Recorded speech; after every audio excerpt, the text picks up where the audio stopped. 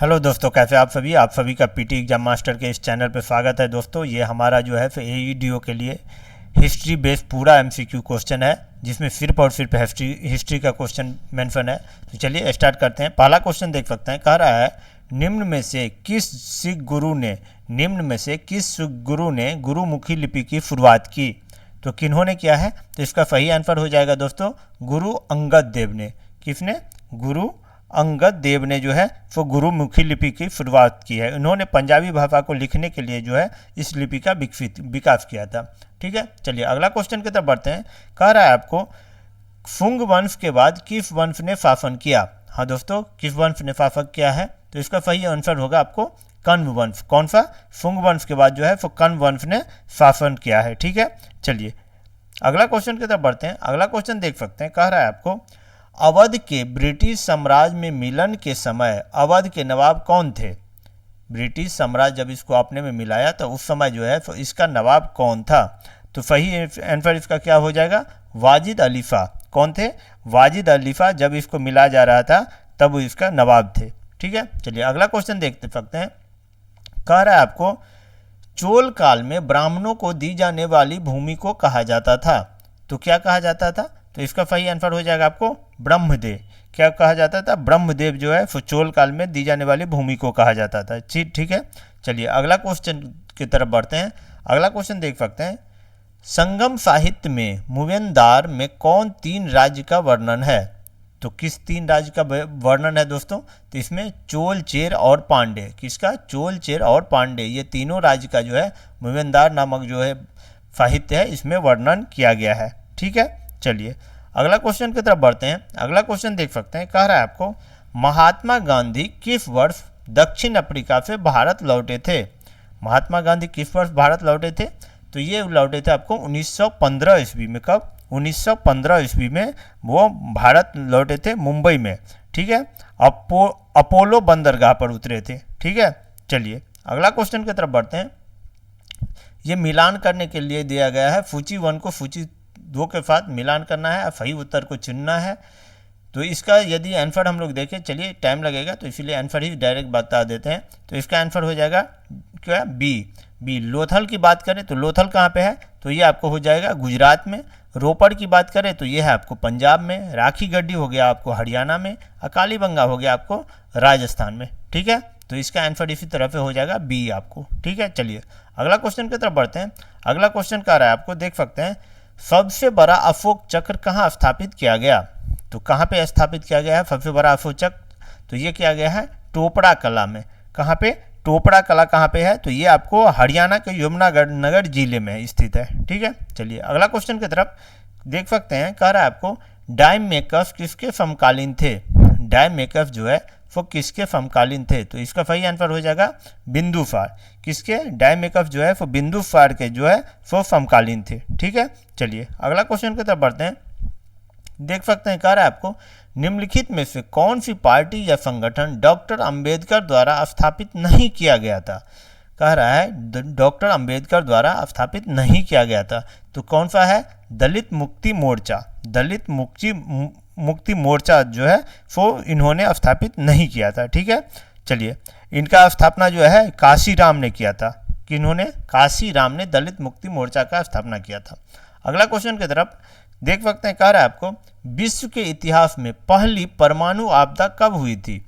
विश्व इतिहास में पहली परमाणु आपदा कब हुई थी? तो इसका सही आंसर हो जाएगा आपको 6 जुलाई 1945 को। 6 जुलाई 1945 को। अगला क्वेश्चन देख सकते हैं, कह रहा है आपको गौतम बुद्ध के संवादों की भाषा क्या थी? गौतम बुद्ध के संवादों की भाषा क्या थी? तो आपको पाली थी। कौन सा? पाली में उन्होंने उपदेश देते थे। ठीक है, चलिए अगला क्वेश्चन की तरफ। बंगाल के विभाजन को रद्द किया था। किसने बंगाल विभाजन को रद्द किया था? तो ये हार्डिंग ने। कब? 1911 में इसको रद्द किया गया बंगाल विभाजन को। और इसको जो इसी के समय जो है वो कलकत्ता से राजधानी जो है वो दिल्ली को स्थानांतरित किया गया था।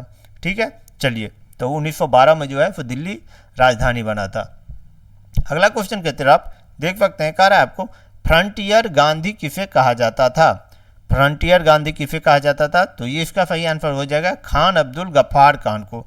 खान अब्दुल गफ्फार खान को कहा जाता था। इन्होंने ही जो है लाल कुर्ती नामक संस्थान का गठन किया था। ठीक है, चलिए अगला क्वेश्चन की तरफ। निम्न में से कौन सी प्रार्थना समाज की मांग नहीं थी? कह रहा है कौन सी प्रार्थना समाज की मांग नहीं थी, तो इसका सही आंसर हो जाएगा आपको विधवा पुनर्विवाह। विधवा पुनर्विवाह जो है वो प्रार्थना समाज की मांग नहीं थी। चलिए अगला क्वेश्चन की तरफ बढ़ते हैं। कह रहा है आपको, देख सकते हैं, India after Gandhi the history of the world's registered democracy नामक पुस्तक की रचयिता कौन है? तो इसका सही क्या आंसर हो जाएगा? रामचंद्र गुहा। रामचंद्र गुहा। ठीक है, चलिए अगला क्वेश्चन की तरफ बढ़ते हैं। देख सकते हैं, कह रहा है आपको 1926 ईस्वी में नौजवान भारत सभा किसके द्वारा बनाई गई? 1926 में नौजवान भारत सभा किसके द्वारा बनाई गई है? तो ये बनाया गया है आपको भगत सिंह के द्वारा। किसके द्वारा? नौजवान सभा भगत सिंह के द्वारा बनाया गया है। ठीक है, अगला क्वेश्चन की तरफ बढ़ते हैं। किताबुल हिंद पुस्तक किसके द्वारा लिखी गई है? तो किसके द्वारा लिखी गई है? तो अल-बरूनी के द्वारा। किताबुल हिंद किसके द्वारा? अल-बरूनी के द्वारा जो है वो ये लिखा गया है। अगला क्वेश्चन की तरफ बढ़ते हैं। निम्नलिखित में से किसने ठगी के उन्मूलन से संबंधित सुधार लागू किए? तो किसने किया था? तो इसका सही आंसर हो जाएगा विलियम बेंटिंग ने।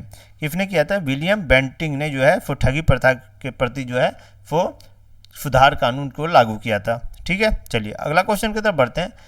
कह रहा है आपको समाचार पत्र गुप्तार का संबंध निम्नलिखित में से किस धर्म के सुधारों से है था?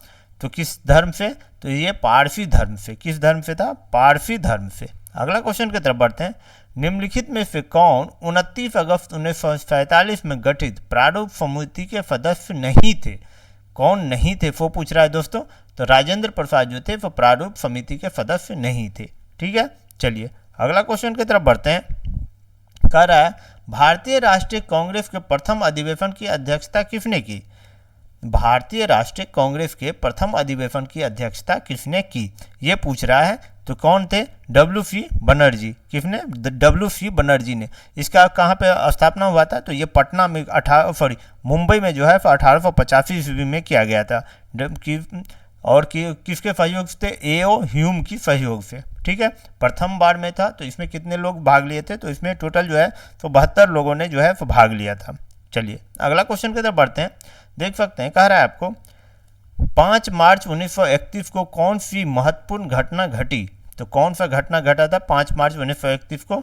तो गांधी इरविन समझौता हुआ था। गांधी इरविन समझौता किया गया था 5 मार्च 1931 को। ठीक है, चलिए नेक्स्ट क्वेश्चन की तरफ बढ़ते हैं। इसी के बाद जो है द्वितीय गोलमेज सम्मेलन में जो है गांधी जी ने कांग्रेस का नेतृत्व किया था। चलिए अगला क्वेश्चन की तरफ बढ़ते हैं।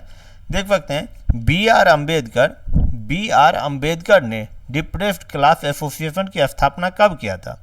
डिप्रेस्ड क्लास एसोसिएशन की स्थापना उन्होंने कब किया था? तो 1930 में। कब किया था? 1930 में। इसका उद्देश्य क्या था? तो दलितों के अधिकार के लिए जो था संघर्ष और उनके सशक्त बनाने के लिए जो है वो इसका स्थापना किया गया था।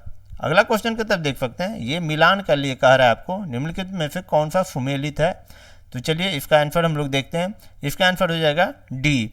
पहला का हो ब्रह्मचर्य 25 वर्ष, गृहस्थ 25 से 50 वर्ष, वानप्रस्थ 50 से 75 वर्ष और संन्यास 75 से 100 वर्ष।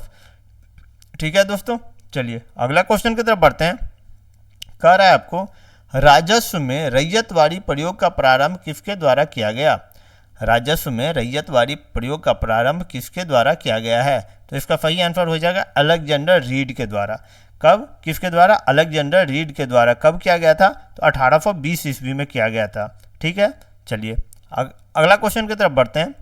विश्व का सबसे बड़ा बौद्ध मंदिर कहाँ स्थित है? विश्व का सबसे बड़ा बौद्ध मंदिर कहाँ स्थित है? तो कहाँ स्थित है दोस्तों? तो इसका सही आंसर हो जाएगा इंडोनेशिया। कहाँ पे? इंडोनेशिया में ये स्थित है। ठीक है, इसके साथ ही हमारा जो ये सेशन है वो समाप्त होता है। फिर हम आप लोग के साथ नए क्वेश्चन के साथ मिलेंगे नए सेशन में। तब तक के लिए आप सभी को धन्यवाद। जय हिंद। और जिन लोगों ने नहीं सब्सक्राइब किए हैं प्लीज़ सब्सक्राइब कर लीजिए और इस चैनल को ज़्यादा से ज़्यादा शेयर कीजिए, जो कि सारे लोगों को इसका फ़ायदा मिले। और बहुत ही ये इंपॉर्टेंट क्वेश्चन है जो आप लोगों को कारगर आएगा एग्ज़ाम के लिए, चाहे दरोगा हो चाहे AED हो, सब के लिए। तो ज़रूर आप लोग इस चैनल के साथ जुड़िए और नया क्वेश्चन के साथ फिर हम मिलते हैं नए सेशन में। तब तक के लिए आप सभी को धन्यवाद। जय हिंद। थैंक यू दोस्तों।